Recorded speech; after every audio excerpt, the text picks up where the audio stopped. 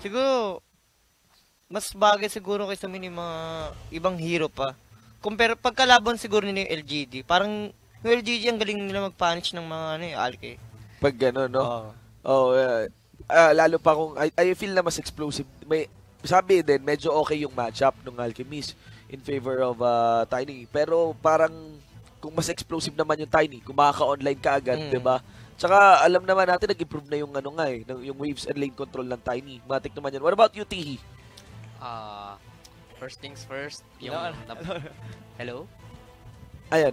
Hello? Oh, okay, goods. Oh. First things first, yung napansin ko kanina is yung... Kaya nga sabi ko kanina, yung about kay FY. Oo. Earthshaker. 100% win rate siya sa Earthshaker. So, second is yung ang ganda nung ginawa nila sa laning stage. Yung Enchantress biglang tumap, tinulungan yung Spectre para i-balance out yung lane. Then, pangatlo is yung kinawawa yung mid lane. After ma-force mag-jungle si Sumail, ang bilis ng deep ward ng LGD para sundan siya sa neutral para ma-prevent siya from farming. Sobrang na-delay yung level 6 niya. Almost 10 minutes bago niya na-reach yung level 6. So alam na nila, no? Na iilalim si Sumail, no? Then yung pangapat is yung itemization ng Enchantress. Napaka-big factor nun yung Spirit Vessel. Parang nakontra niya yung almost entire lineup ng EG. Yung Undying Heal, Wisp Heal, then yung Chemical Rage ni Alchemist. At panglima, last, yung Bane Pick. Bakit? Kasi isa lang yung stun nila. So, once na nakita ni Bane, nagamit niya na yung concussion. Okay, easy fin script, full channel. Iba talaga to si paring Tihi, no? May top 5 list. Oo, may top 5 list. Pero kanina nakapikit pa rin to eh. The next level analysis talaga si paring Tihi. Nakalista natin. Hindi, natutulog pero nakalista na sa isip yan. Yun ang Yun eh. Alam niya na eh. Naisusulat na, no? Tapos titignan niya na lang kung ano nangyari. Tama. Confirm yung naisip. Ikaw, Uda. Nabait sila dun sa sa Alchemic eh. Okay. Number 4 eh, no? Hindi, binan na yung Bloodseeker kanina eh. Tapos, alam na mag-aalke yung... Pwede mag-aalke. Yung EG, oo. Tapos, inayaan pa rin nila mag-aalke kasi ngayon yung plano nila na i-open yung alke para mag-farm. Then, nakaplanado na yung Tiny, bahala lumamang sabi. Tapos yung ES manggugulo doon sa neutral. Gaya nang nangyari kanina na sinusundan talaga ng ES yung alke. Ang bilis ata. 7 minutes ba o 6 minutes na pag Arcane Boots, yung Earthshaker. And gaya nga nung sinabi mo, gaya nga nung sinabi kanina, umangat din yung Enchantress, tinulungan na rin yung Spectre dito, di ba? Nakakagulat eh. Pin down the Alchemist, assist the Spectre. Makikita mo yung gold, hindi yung usual na yung Alchemist lamang na lamang sa gold, di ba? Kumbaga, yung mid lane, ang matchup is naging 60-40 in the favor of Necropulse. Then yung bottom lane, actually hindi ko ina-expect na mananalo sila sa lane eh. Ina-expect ko parang magiging 50-50 lang makakapag-farm pa rin yung Luna. But then, parang naging 70-30. Okay. Kasi, tingin ko, nag-overextend siguro si Luna or na-out of position siya. Kasi at that time, nagpo-pull si Warlock. Kasi, may sustain naman sila eh. Kumbaga, antay niya lang matapos yung pull and then, lalapit sa kanila yung creeps, makakalasit siya under the tower. So, still not bad. Kumbaga, yung top lane naman, tingin ko bakit dahil win sila kasi hindi sila namamatay, then natidenayan pa nila lagi yung LGD, which na nawawala ng experience, tsaka gold, then makakalast under the tower si RTZ, which is very good, di sila namamatay, compare sa bottom lane ng LGD. Then, ang pinaka-biggest factor sa akin is, kaya nakakambak from bad laning stage yung LGD is yung first death ni Sumail sa mid lane. Bakit? Kasi, tingin ko sa Dota, parang domino yan eh. Hindi mangyayari yung susunod na kill kung hindi nangyari yung unang kill. Kumbaga sa domino, kung di tong unang domino na to, hindi naman to tataob sa pangalawa eh. Kasi nangyari, nung namatay si Sumail, nagtipikas si Raid King sa mid eh. So, parang nangyari, oops, nandito na si Raid King sa mid. So, paano ko akit ulit basta-basta? So, naglakad siya patop, pagkatapos patayin si Sumail. Then, bigla namang ang rotate si Maybe. Kasi nagamit na yung TP ni Raid King eh. Ako naman yung gagalaw. Ganun nila inisa-isa yung pag-comeback sa game. Tapos hindi na binitawan to ng LGD. Yung domino effect na yun from that death of Sumail. Yup. Even though natalo silang ng team fight, nakakapag-farm pa rin naman yung course ng LGD kasi natural makaka-comeback talaga yung hero nila eh. Since Luna is a flash farming hero, comeback hero siya na makakapag-stack ka lang. Easy ka Okay ba? na, no? Ayan. Oh, ikaw paring Uda. Komento mo sa lawang to. Sa akin yung LGD kanina medyo nalugi ng early. Oo In-expect nga. ko rin yung LGD lalamang siya sa early. Mm-mm. Ang nangyari, Sila pa. AG pa yung lumalamang dito. Medyo nahirapan yung Luna dito sa early game, pero Luna siya eh. Ang bilis siya talaga bumawi dito eh. Then yung ano dito, yung Spectre sa top, ayun nga, gaya ng sabi niya is talagang gumagawa rin ng paraan si Fly na makapag-CS siya gamit yung pull para lumapit yung creep sa torre. Then, ang nalugi lang kasi ang AG dito pagdating sa clash kasi more on single target sila eh. Lich lang yung Chain Frost lang, then Hunt lang yung pang-AOE nila. Eh, wala pa namang, di naman Radiance type yung Spectre dito, kaya nahirapan siya. Kailangan niya pa mag-build ng mga other item. Kailangan niya pa din yung Manta, din yung Taras.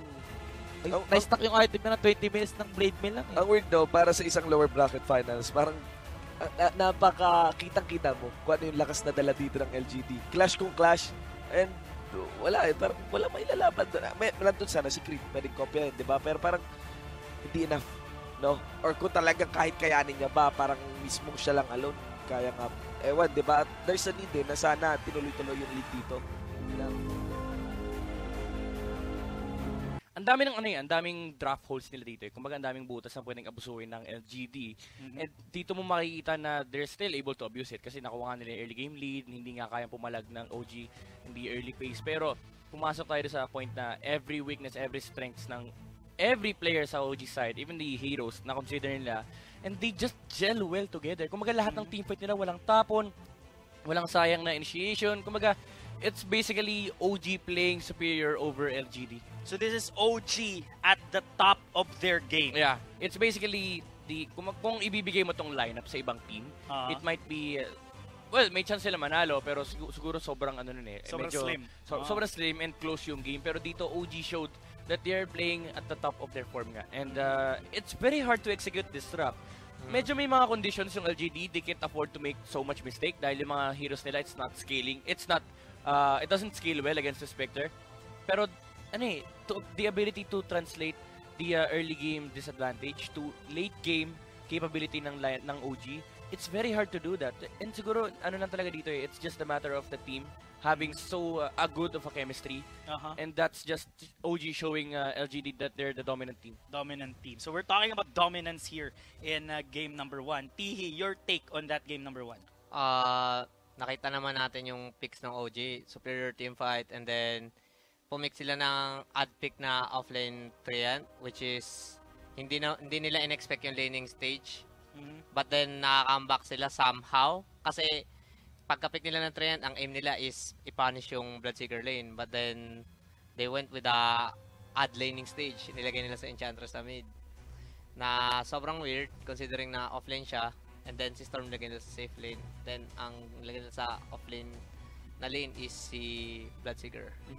Which is nakuha nila yung mga parang favorable matchup, I would say.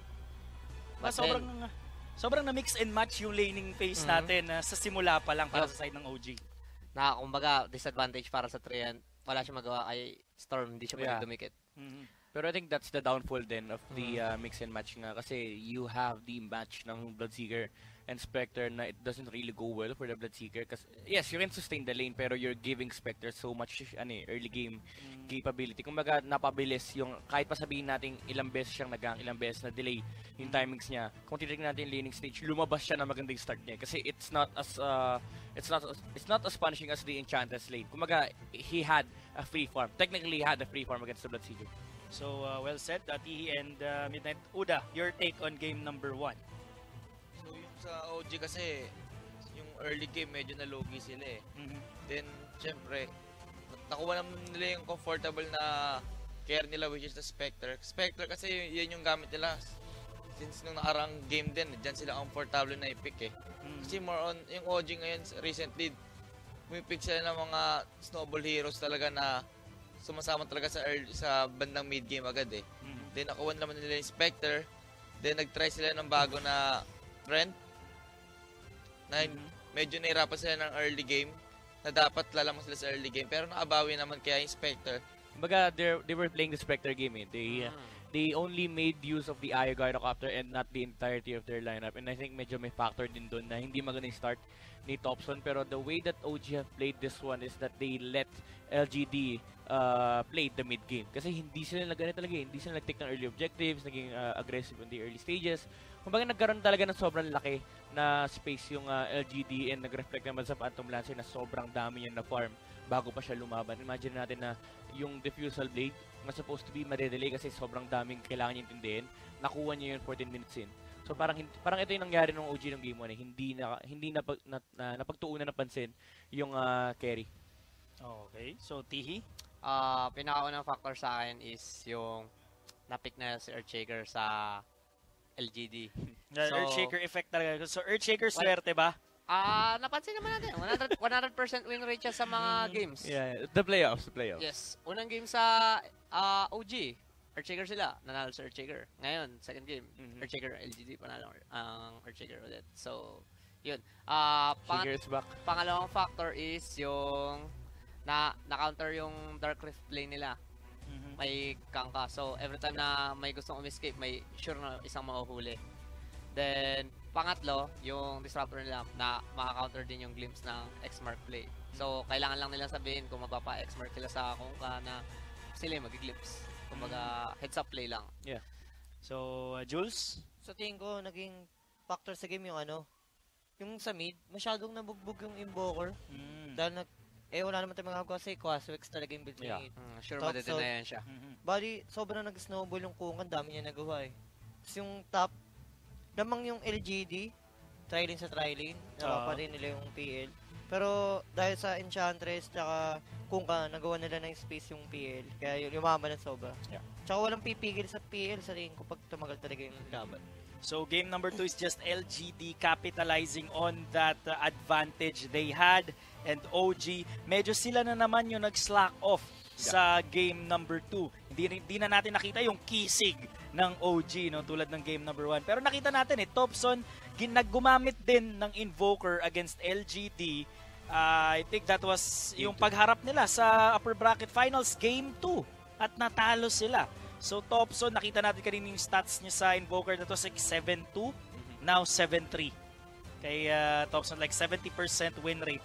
And ito yung tanong ko, yung third pick Invoker, Midnight, just like, we don't really see a third pick Invoker.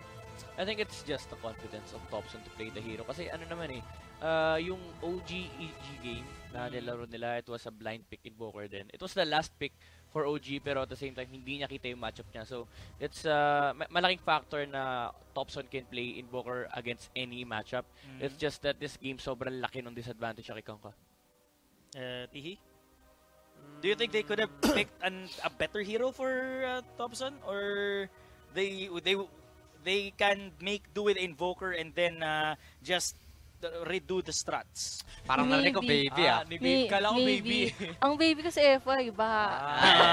Ay, nako. Making it clear. Analysis. Joke lang. Hindi, pero kasi kita rin naman natin na talagang nanalo pa rin naman talaga siya dun sa lane niya. Pero kasi yung Phantom Lancer rin kasi nahirapan. So, Tihi? Your take? Starting from the laning stage, nakita ko, nakuha nung LGD yung gusto nilang mangyari. Which is yung dalawang lane, na-dominate nila yung dalawang side lane. Yung top lane, nakita ko maraming backbackan, pero sila pa rin yung nag-come out on top. Yung bottom lane, nape-pressure nila si PL. Kasi yung na-block yata nila yung first script camp ng Chen. And then, doon nagsimula kung paano nila denominate yung lane. Then, yung mid lane naman, syempre, classic. More playing matchup with Alchemist na to top it off, na snipe kasi yung courier, so parang na-stamp harder niya yung Alchemist. Okay. So, parang ang nangyari na lang is Topson versus the world. Parang ganyan yung nangyari. Topson versus the world na talaga, but Midnight, your take on game number 3? I think the Morphling pick was so greedy. It ended up working pretty well sa kanila kasi nga yun yan. Snipe yung courier, so si Alchemist dito hindi naging maganda yung start.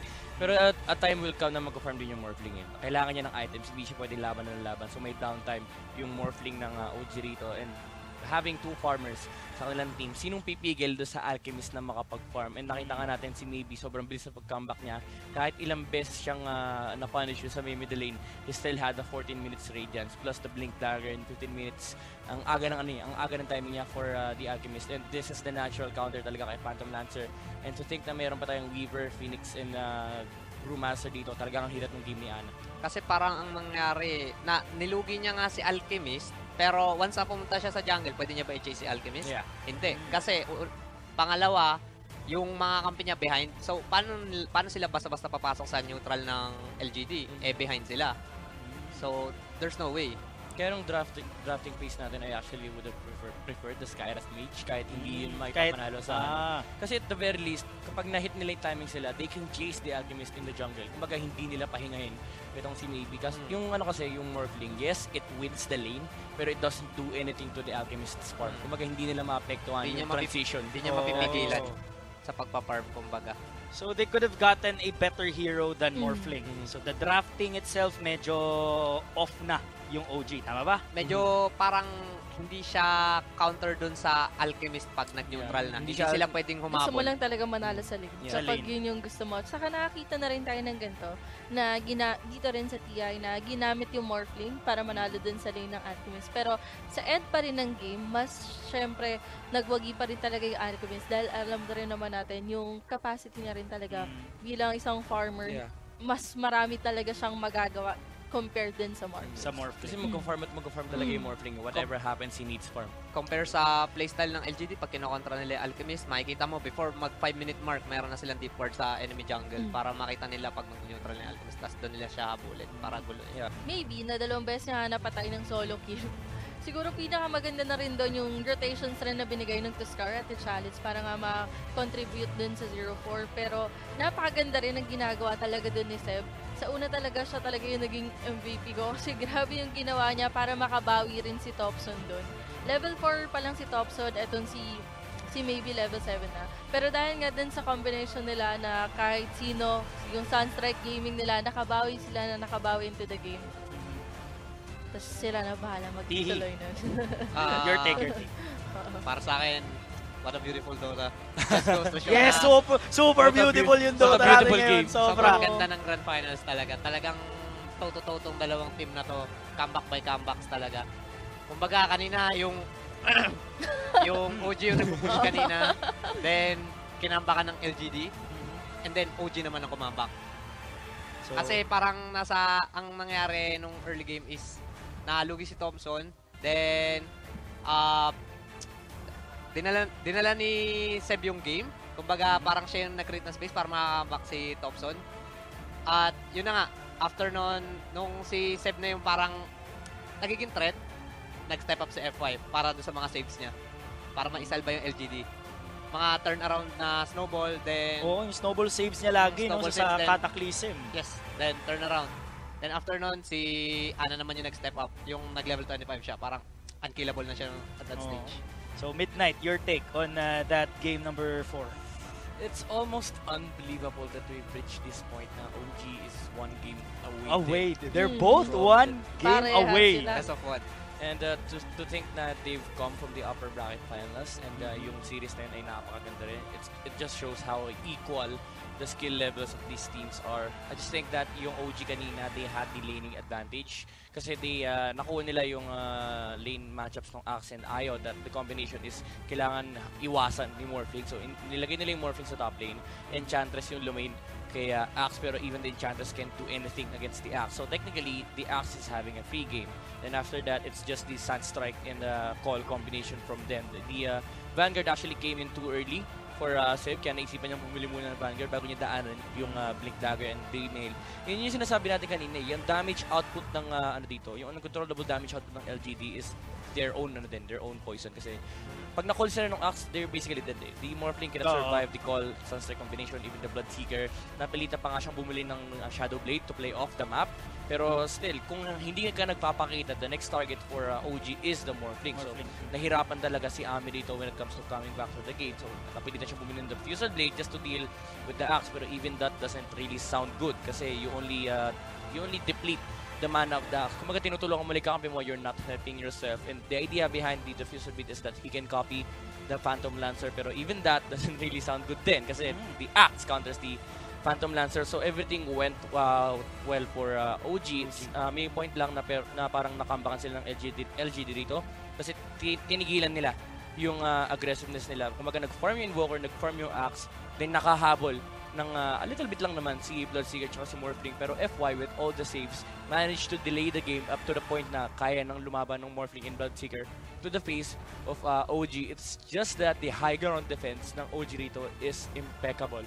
Every time na-aakyat ng high ground yung LGD, they are able to repel the push of LGD. So, I think OG really deserves yung TI, the Ages of Champions. What a way to end the TI season with breaking that tradition. Di ko alam kung paano talaga sila nakaka-comeback. Nag-CR lang ako, pagbalik ko nakaka-comeback na. Comeback na. Sabi sa'yo kung mag-CR. Feeling ko talaga dahil kasi doon nakaupo si Midnight eh. Oo. Hindi, sa akin talaga, pagod na si FY. Sobrang pagod na lahat ng echo niya. Pagod na lahat ng, parang pagod na siyang bumuhat. Ganun ba yun? Pero ang OG dahil alam ko natin, hindi napapagod. Ayan, well deserved. Yeah, pero yun nga andun kasi yung drive ng OG to win. Kumbaga, the level of drive. Yung hunger. Yung hunger, it's, hindi naman sinasabi na medyo mababa yung sa LGD, pero it's, mas malaki lang talaga yung gutom ng OG rito kasi they know that they need this win to solidify themselves as one of the best teams. Kasi ito nalang hinihintay nila after 4 majors, TI na lang yung wala sa kanila and now they have it in their belt. So, after being denied of a TI championship, TI 6, being denied the TI 7, TI 8, it's their time. Ang ganda talaga ng storyline, defying all odds.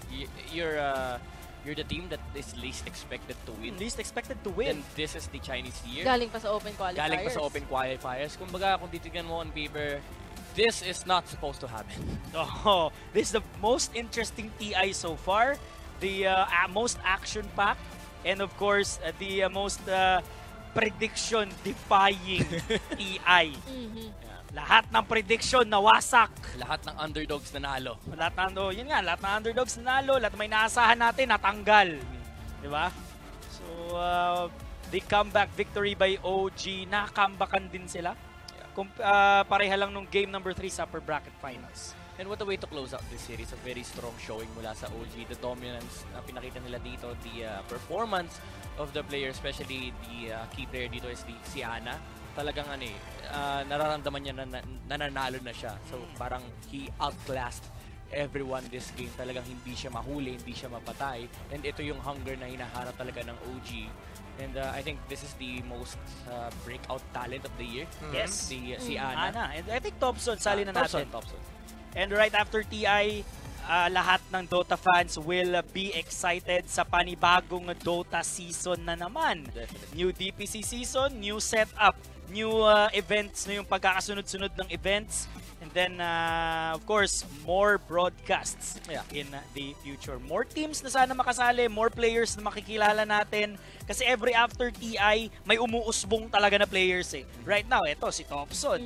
Diba? Last year was GH. So, every year talaga. Every year may nakikita tayong bago. Yeah, kaya gusto ko rin yung sinabi ni Jules na every year mas gusto niya bago yung mga champions. Kasi doon mo makikita yung level of competence ng Dota. And at the same time, lahat ng players na bibigyan ng chance talaga to claim that Aegis of the Immortal. And then, ito pa, nung TI6 was the entire Wings team, TI5 was Sumail. Yeah. So, ganda na story. Nadadagdagan tayo isa-isa.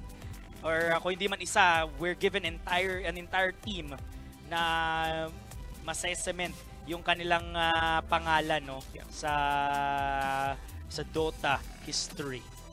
And of course, first time ever in Dota history din, an open qualifier team actually won TI. Yep.